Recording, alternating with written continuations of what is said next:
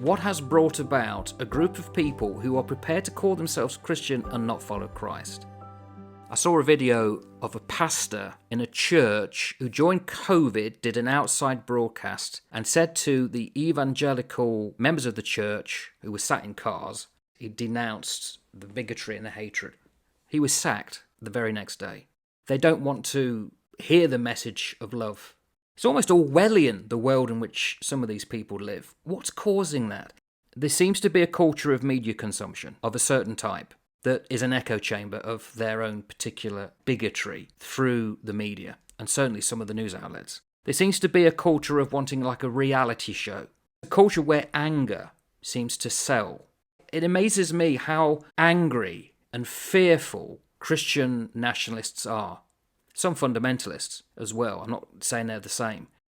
It's what they're consuming, it's who they're listening to, it's who they're coming across in their daily lives. All they're hearing day after day, is hate, distrust, dislike.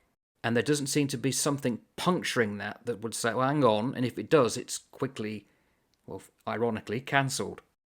Well, if it's being driven from the Christian institutions, and let's work on the principle that it must be, because it is Christian nationalism, so it has a Christian tack, so therefore it must be being supported by certain Christian institutions, then I would say that there's a grave failing of people in those institutions to actually convey the message of what the Christian faith really is. And that is the sort of thing that fuels all sorts of nonsense. The Christian faith is very simple, and the Christian faith is open to everybody.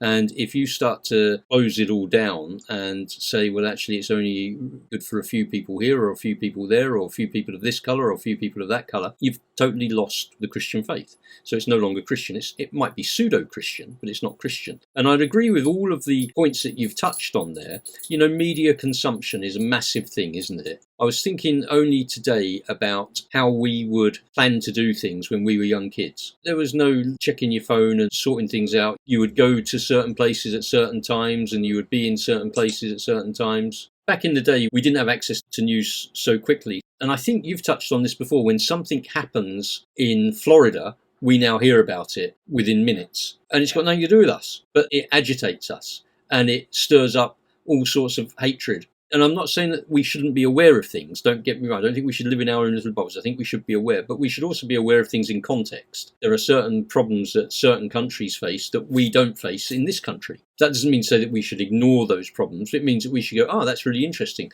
They're suffering from that. We just need to keep an eye on that and make sure that we don't replicate that. I think media consumption is an absolutely massive thing. I think the disconnect between what is real and what is virtual is a problem for people. I think that people live in this very strange world where some people find it incredibly difficult to engage outside of looking at a screen. If you and I were sat in a room together, we could chat over a drink and we wouldn't have a problem with it. Some people can't do that anymore because they're so used to this sort of medium. That disconnects you from people. That disconnects you from community. That disconnects you from the good people in the world. That's a great shame.